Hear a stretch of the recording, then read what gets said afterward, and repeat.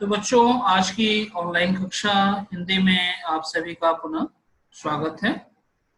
आज हम लोग पढ़ाए गए पाठ जो कि आपको पढ़ाए जा चुके हैं, पाठ 8 किस्से कहावतों की दुनिया, जिसे हम लोगों ने पढ़ा और यह समझने की कोशिश किया कि किस्से और कहावतों की दुनिया किस प्रकार से बनी है। आप लोगों ने इस पाठ के माध्यम से यह जाना कि जो भी कहावतें हैं, उन कहावतों के पीछे कुछ न कुछ किस्से अर्थात कुछ कहानियां रही होंगी बच्चों। उसको आप लोगों ने देखा इस पाठ में। जिस प्रकार से आपको यह भी बताया गया, आपने ये पढ़ा टेढ़ी खीर किस प्रकार से मुहावरे का प्रयोग किया गया, उसके पीछे क्या कहानी रही होगी, ये भी आपने देखा है ना। इसी प्रकार से अब हम लोग इस पाठ की कुछ जो प्रश्नोत्तर हैं, इस प्रश्नोत्तर को आप देखेंगे और इसे नोट भी करेंगे और इसे याद करेंगे। देखिए,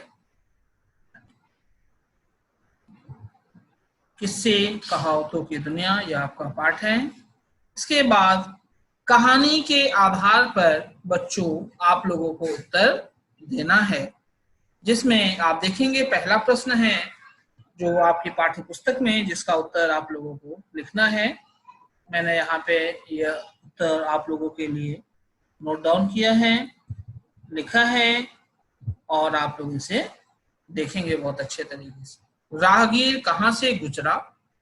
आप सभी लोग इसका उत्तर देखें। राहगीर इस पाठ में राजमहल के पास से बच्चों गुजरा था। अगला प्रश्न है, राहगीर लालच में क्यों आ गया? तो राहगीर बच्चों लालच में क्यों आ गया, इसका उत्तर आप लोग देखें और नोट भी करें। राहगीर लालच में इसलिए आ गया क्योंकि वह एक साधारण आदमी था और राजमहल में मौजूद कीमती सामान को देखकर उसका मन भी क्या किया था, डोल गया था। ठीक है, समझ आ रहा है सबको? चलिए अगला प्रश्न देखा जाए बच्चों। उसने लालच में आकर क्या किया? उसने का मतलब क्या है? इस पाठ के आधार पर आप समझ जाएंगे, राहगीर के लिए कहा जा रहा है कि राहगीर जो था वह लालच में आकर क्या किया था। तो राहगीर, आपको पता है कि राहगीर क्या किया था? उत्सुकता के कारण महल में एक बार घुस गया था ना। तो उसी से संबंधित आपको यहाँ पे लिखना है कि राहगीर लालच में राजमहल में मौजूद कुछ कीमती सामान को अपने झोले में रख लिया था। ठीक है, समझ आ गया आप सभी को? चलिए आगे देखिए।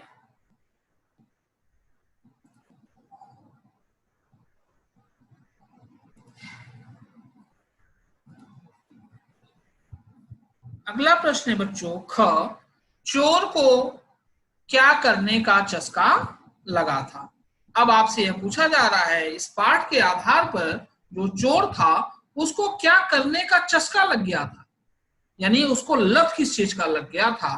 तो आपको यह बच्चों यहाँ पे लिखना है, आपको अपने उत्तर पुस्तिका में, कि चोर को बार बार चोरी करने का चस्का लग गया था बच्चों। ठीक है, आपने यह देखा है कि इस पाठ के आधार पर कि जब चोर क्या था, एक बार चोरी कर लिया था और उसके सभी जो क्षेत्र के कोतवाल लोग थे वो उसे पकड़ नहीं पा रहे थे, तो उसके मन में क्या हो गया था, एक लालसा हो गई थी, एक अभिलाषा और जाग गई थी, इच्छा कि वह अब दोबारा क्या करे, फिर से चोरी करे।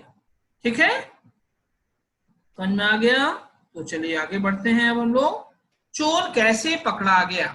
अब आपसे यह पूछा जा रहा है बच्चों की चोर अंतिम में आपने देखा था कि वो पकड़ा गया था ना, तो वह कैसे पकड़ा गया था वो देखें आप लोग। राजा के द्वारा क्रोधित हो यह आदेश दिया गया कि चोर को जिंदा या मुर्दा पकड़ लाया जाए। ठीक है, चोर को क्या किया जाए, यह आदेश दिया गया था कि कोतवालों को कि चोर को जिंदा या मुर्दा पकड़कर लाया जाए। जिससे सिपाही अत्यधिक सावधान हो जाते हैं और चोर को अंतिम में प्यारे बच्चों पकड़ लिया जाता है। आपने देखा पहले क्या होता था कि चोर को पकड़ने के लिए, क्योंकि उस राजा के दरबार में या राजा के क्षेत्र में कभी राजा इतना सक्रिय था कि कभी चोरी नहीं होती थी, लेकिन इस वजह से क्या हो गया था कि जो सिपाही लोग थे, सिपाही लोग भी क्या थे, सक्रिय नहीं रहते थे, वो भी थोड़े क्या हो गए थे, आलसी मिजाज के हो गए थे। इसलिए अब क्या हो गया, उस राहगीर ने क्या किया, एक दिन मौके को देखा और महल में घुसा और उसे ने वहां पे कुछ कीमती सामान को भी ले लिया था। लेकिन इस बात से राजा क्या थे, बहुत ज्यादा क्रोधित होते हैं और बहुत चिंतित भी होते हैं, उसके राज्य में ऐसा कैसे हो गया। तो राजा के द्वारा, बच्चों लिखेंगे इसे, कि राजा के द्वारा क्रोधित हो यह आदेश दिया गया कि चोर को जिंदा या मुर्दा पकड़कर लाया जाए, जिससे सिपाही क्या हो गए, अत्यधिक सावधान हो जाते हैं और चोर को अंतिम में पकड़ ही लिया जाता है। ठीक है, जैसे ही बच्चों चोर क्या किया था, चोरी करना प्रारंभ करता है पहली बार के लिए और उसे वहां पे पकड़ लिया जाता है। ठीक है, समझ में आ रहा है सबको? ओके, तो ठीक है, तब अगला प्रश्न पे अब हम लोग चलते हैं, इसे भी आप लोग समझेंगे और अपने उत्तर पुस्तिका में लिखेंगे। अंत में चोर ने पकड़े जाने पर क्या कहा था बच्चों? आपने ये पाठ पढ़ा है, उसमें पूछा जा रहा है कि जब अंत में चोर पकड़ा जाता है तो वो क्या पकड़े जाने पे कुछ कहता है, क्या क्या कहता है, यही आपसे पूछा जा रहा है। तो आप बच्चों लिखेंगे, आपके सामने उत्तर आपको दिखाई पड़ रहा होगा। अंत में चोर ने पकड़े जाने पर अपनी चोरी को एक नाटक बताया और उसने यह भी कहा कि वे सभी सिपाहियों को सावधान सावधान और सतर्क कर रहा था, जिससे राजमहल में कभी चोरी न हो। समझ में आया? फिर से मैं इसको दोहरा रहा हूं, देखें। अंत में चोर ने पकड़े जाने पर क्या कहा, तो आपको लिखना है कि अंत में चोर ने पकड़े जाने पर अपनी चोरी को क्या बताया, एक नाटक बताया।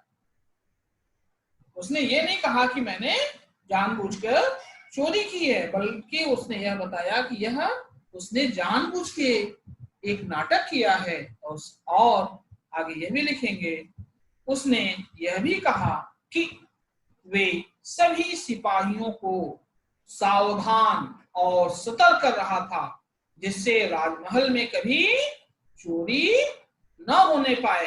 अर्थात जिसे कहते हैं ना, उल्टा चोर कोतवाल ही डांटे।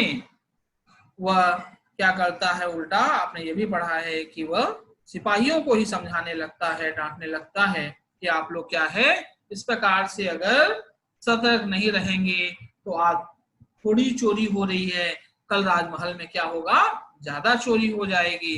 इस प्रकार उसने इस बातों को व्यक्त किया। अब कब, जब वह पकड़ा गया। तो चलिए अगला प्रश्न देखेंगे बच्चों हम सभी लोग।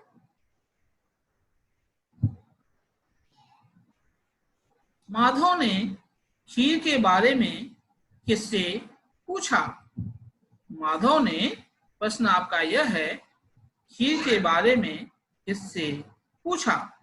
तो आपको वहां पे लिखना है कि माधव ने खीर के बारे में कालू से पूछा। माधव, अगला प्रश्न है, माधव को क्यों नहीं पता चल रहा था कि खीर कैसी होती है? माधव को बच्चों क्यों यह नहीं पता चल रहा था कि खीर कैसी होती है? तो आप इसका उत्तर लिखेंगे कि माधव, आप सभी को पता है कि माधव क्या था, वो जन्म से ही अंधा था, तो वो कैसे देख पाता है ना। तो देखिए उत्तर कैसे आप इसको लिखेंगे। माधव जन्मजात अंधा था, इसलिए उसे पता नहीं चल पा रहा था कि खीर कैसी होती है। ठीक है बच्चों, समझ में आ गया सभी को? चलिए तो अब अगले प्रश्न की ओर चलते हैं हम लोग। माधव के साथी ने खीर की तुलना किस किस से करके उसे बताया। आपने ये भी देखा था इस पाठ के माध्यम से, हम लोगों ने पढ़ा है कि क्योंकि वह व्यक्ति जो अंधा था माधव, वह माधव के साथी ने उसे क्या क्या किस तरीके से वह उसे समझाने का प्रयास किया था। आपसे यही इस प्रश्न के माध्यम से पूछा जा रहा है। माधव ने खीर की तुलना क्या किया था, उसको समझाने के लिए माधव ने खीर की तुलना उजले रंग बगुले से तथा मुड़े हुए हाथ से किया। माधव के साथी ने खीर की तुलना किस किस से करके उसे बताया था। तो यहाँ पे आप क्या कर लोगे, माधव के साथी, साथी शब्द आपका यहाँ पे ऐड कर लेना है। तो माधव के साथी ने खीर की तुलना किससे किया, उजले रंग से किया। और उजले रंग से भी बच्चों जब वह नहीं समझ पा रहा था तो उसने क्या कर दिया था, बगुले से बताया, बगुले के माध्यम से, कि जिससे वह समझ सके। और बगुले के माध्यम से भी जब वह नहीं समझ पा रहा था तो फिर उसने क्या किया, अपने मुड़े हुए हाथ से किया, अर्थात अपने, उन्होंने क्या किया था, इशारा किया था, अपने क्या किया, हाथ को उसने आगे से मोड़ लिया और जिससे कि, और बोला कि आप क्या करिए, उसको टटोलिए, और जिसके माध्यम से वह पकड़ सके कि खीर कैसा होता है।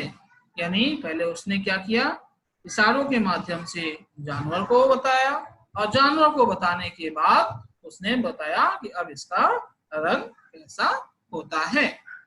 ठीक है बच्चों, बात सभी को समझ में आ गई, सारे प्रश्नोत्तर स्पष्ट हैं, कहीं किसी को कोई शंका हो तो वो पूछ लें। चलिए बहुत बहुत धन्यवाद आप सभी लोगों को। आप सभी लोग आशा करते हैं कि इसे समझ गए होंगे। अभी मैं अनम्यूट करूंगा तो आप सभी लोग क्या करेंगे,